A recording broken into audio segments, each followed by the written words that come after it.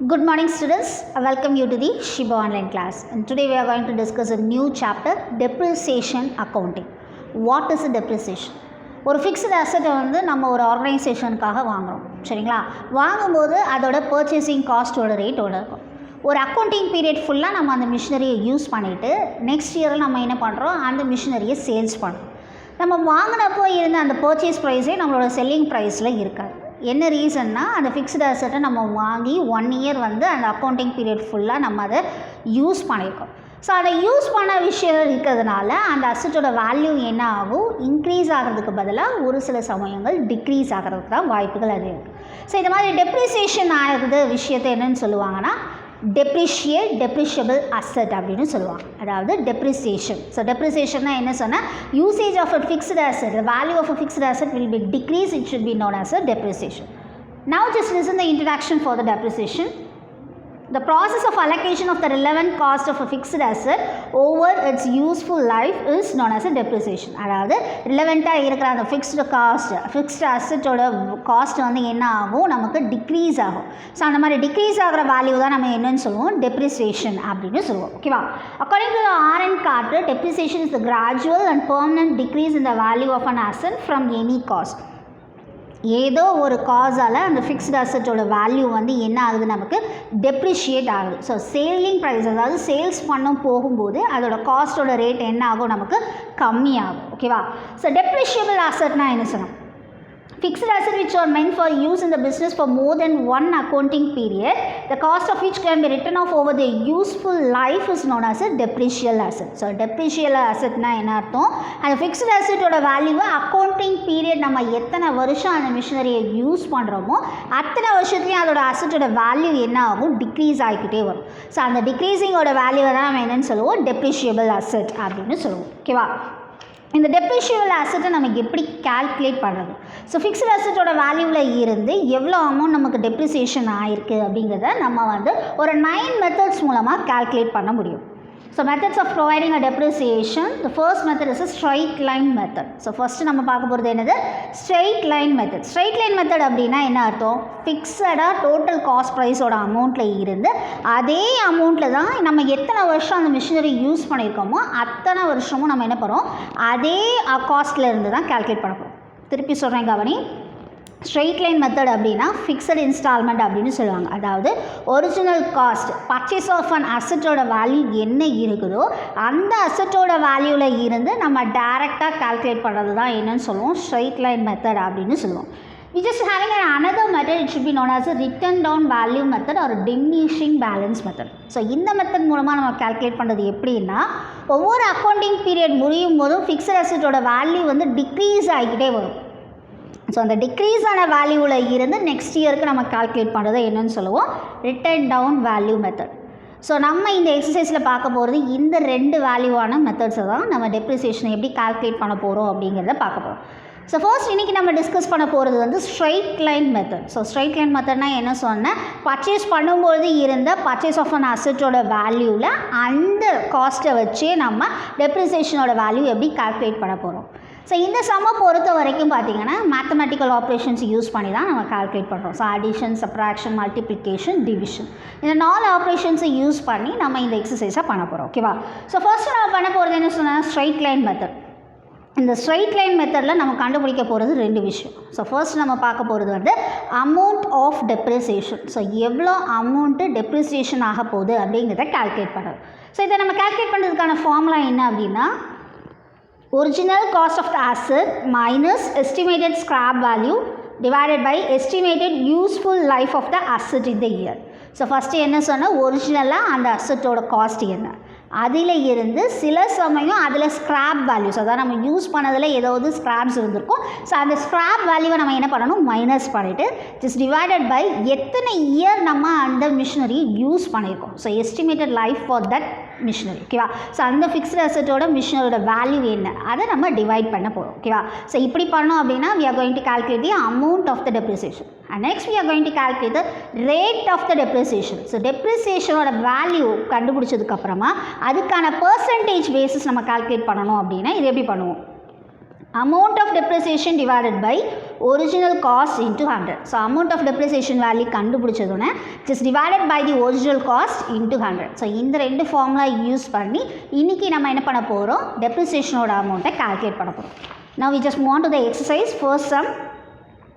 A firm purchased a plant for rupees 40,000. So ஒரு firm வந்து ஒரு plant purchase பண்ணிருக்காங்க for how much cost? 40,000. Okay.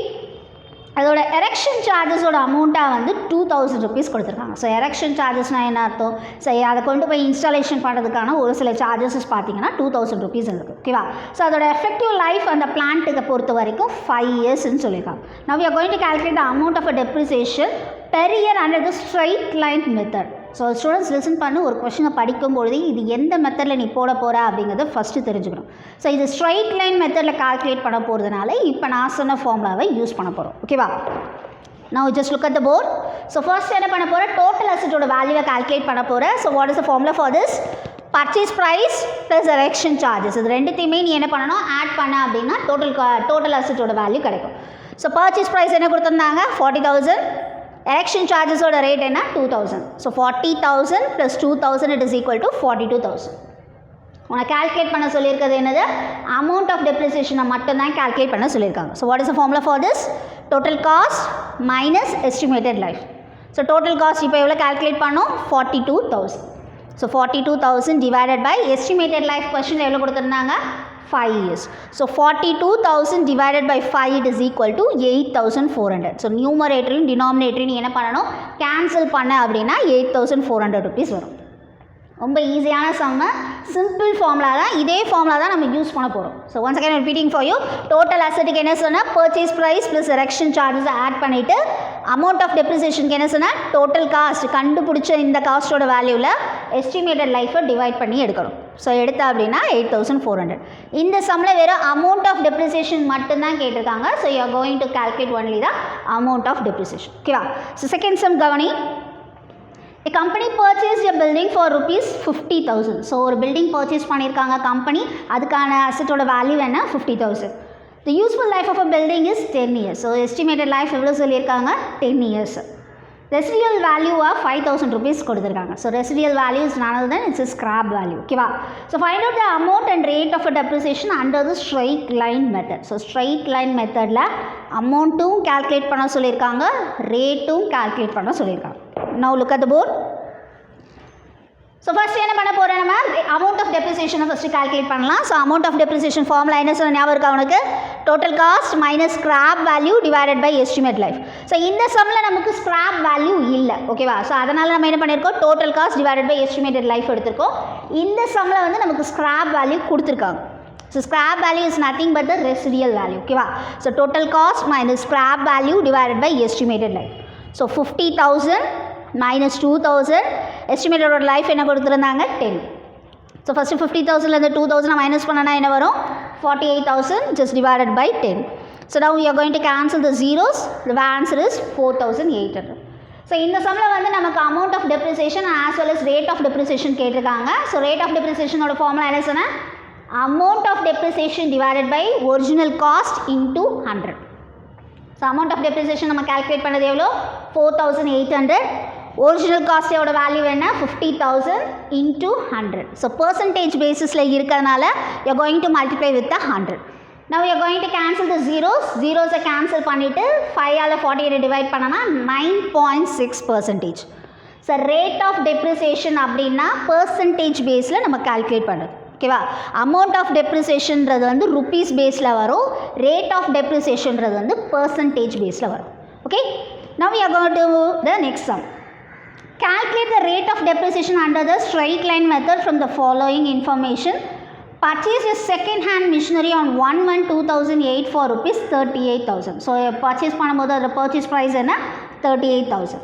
And he spent 12,000 on its repairs. So repairs charges அதுக்கு எவ்வளோ பே பண்ணியிருக்காங்க 12,000 rupees. Okay. Expected life வந்து பார்த்திங்கன்னா அதுக்கு 4 years, ரெசிடியல் வேல்யூ 6,000 rupees சொல்லியிருக்காங்க. ஸோ ரேட் ஆஃப் டெப்ரிசியேஷனை கால்குலேட் பண்ண சொல்லியிருக்காங்க under the straight line method.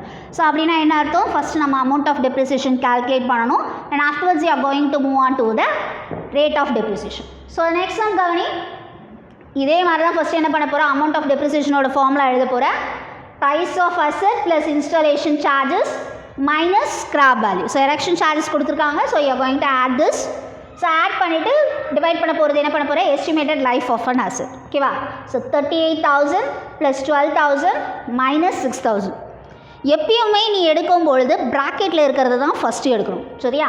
So 38,000 plus 12,000 first add பண்ணனா 50,000 வரும். இந்த 50,000 நீ 6,000 மைனஸ் பண்ணனா 44,000 வரும். Then afterwards you just divided by 4 means your answer is 11,000.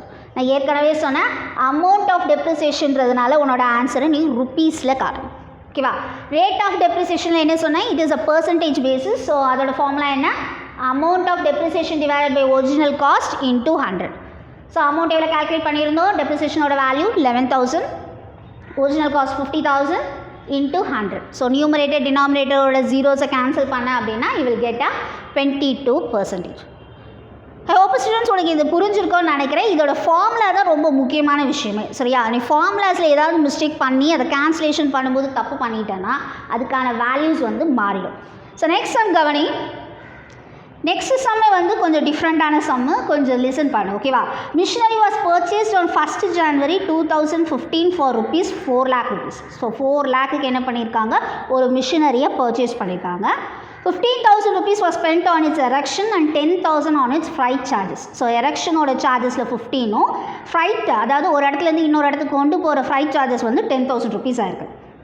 இந்த டெப்ரிசியேஷனோட அமௌண்ட் ரேட் என்ன கொடுத்துருக்காங்கன்னா 10%.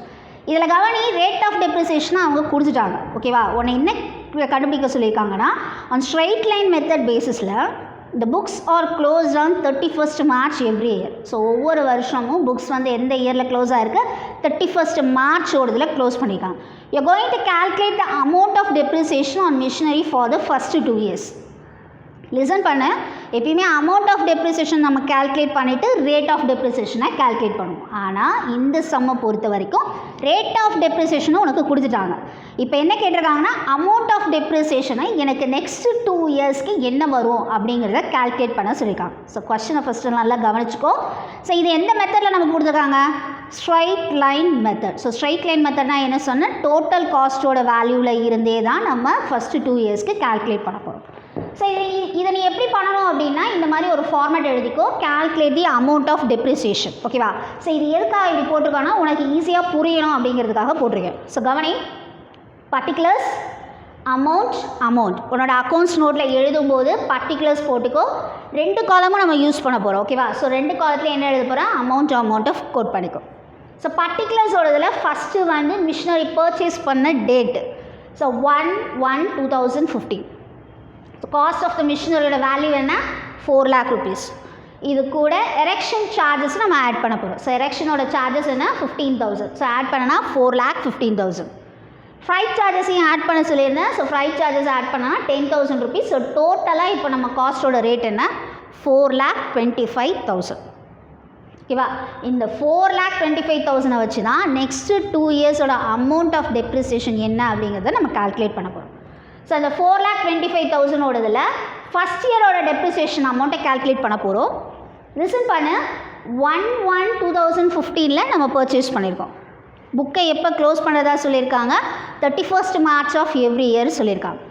ஸோ கவனி, இந்த ஜான்வரியில் இருந்து மார்ச்சுக்கு நீ கால்குலேட் பண்ணனா அந்த மிஷினரியை நீ ஃபஸ்ட் இயரில் யூஸ் பண்ணது எத்தனை மாதம், just for 3 months, January, February, March. So 3 months calculation பேசிஸில் நீ பண்ணும்போது எப்படி பண்ணுவேன், ஃபஸ்ட்டு என்ன பண்ணுவேன், டோட்டல் காஸ்ட் போட்டுக்கோ, ரேட் ஆஃப் டெப்ரிசியேஷன் 10%. ஸோ 3 monthsன்றதுனால 3/12. திருப்பி ஒரு வாட்டி சொல்கிறேன் கவனி, பர்ச்சேஸ் பண்ண டேட்டு ஜான்வரி மந்த்து, ஒவ்வொரு வாட்டியும் அக்கௌண்டிங்கோட closing year 31st March every இயர்னு சொல்லியிருக்காங்க. ஸோ 31st Marchனா நீ ஃபஸ்ட் இயருக்கு அந்த மிஷினரியை வாங்கி நீ யூஸ் பண்ணது எத்தனை மாதம் தான், 3 months தான். So January, February, March. So இந்த 3 monthsோட கால்குலேட்டர் நீ பண்ணும்பொழுது டோட்டல் காஸ்ட்டு 4,25,000. ரேட் ஆஃப் டெப்ரிசியேஷனோடது என்ன 10% இன்ட்டு 3/12. இப்போ நியூமரேட்டர் டினாமினேட்டரையும் கேன்சல் பண்ணனா 10,625. இதுதான் உன்னோட ஃபஸ்ட் இயர் டெப்ரிசியேஷன். ஸோ இந்த டெப்ரிசியேஷன் அமௌண்ட்னா என்ன சொன்னால் டிக்ரீஸிங் வேல்யூ. ஸோ டோட்டல் காஸ்ட்லேருந்து இதை டிக்ரீஸ் பண்ணனா 4,14,375. ஓகேவா? இப்போ நீ செகண்ட் இயருக்கு கால்குலேட் பண்ண போகிற. செகண்ட் இயருக்கு வரும்போது டேட் என்ன வரும்? 31/3/2016. ஸோ 31/3/2015 31/3/2016 வரும்போது 1 இயர் ஃபுல்லாக நீ இந்த மிஷினரியை யூஸ் பண்ணியிருக்க. ஸோ டோட்டல் காஸ்ட் என்ன சொல்லியிருந்தா 4,25,000 10% இதை டேரெக்டாக கால்குலேட் பண்ணனா 42,500. இதை மைனஸ் பண்ணனா இப்போ இதோட காஸ்ட் என்ன இருக்குது? 3,71,875. ஸோ உனக்கு என்ன கேட்டிருக்காங்க? ஃபஸ்ட் இயர் செகண்ட் இயரோட டெப்ரிசியேஷன் அமௌண்ட்டை மட்டும்தான் கேட்டிருக்காங்க. So just right it. First year depreciation amount எவ்வளோ கால்குலேட் பண்ண? 10,625. செகண்ட் இயரோட டெப்ரிசியேஷன் அமௌண்ட் என்ன? 42,500 rupees. ஸோ இது மட்டும்தான் உன்னோட ஆன்சர். ஸோ ஃபஸ்ட்டு திருப்பி சொல்கிறேன் கவனி. காஸ்ட்டில் என்ன பண்ணுற? 2 சார்ஜஸை ஆட் பண்ணிக்கோ. ஃபஸ்ட் இயரோட டெப்ரிசியேஷனுக்கு இதுக்கு 3 months தான் யூஸ் பண்ணியிருக்கோம். ஸோ 3/12 போடுற. செகண்ட் இயர் அப்போ நீ 12 monthsமே ஃபுல்லாக யூஸ் பண்ணிவிட்ட. So you are not going to write anything. So டேரெக்டாக 4,25,000 10% கால்குலேட் பண்ணு. ஃபஸ்ட் இயரோட டெப்ரிசியேஷன் அமௌண்ட்டை எடுத்து எழுதணும். செகண்ட் இயரோட டெப்ரிசியேஷன் அமௌண்ட்டை எடுத்து எழுதணும். ஐ ஹோப் ஸ்டூடெண்ட்ஸ் இந்த வீடியோ கிளாஸ் உனக்கு புரிஞ்சிருக்கும்னு நினைக்கிறேன். இந்த கிளாஸோட கண்டினியூஷனை நம்ம நெக்ஸ்ட் கிளாஸில் பார்க்கலாம். Thank you students.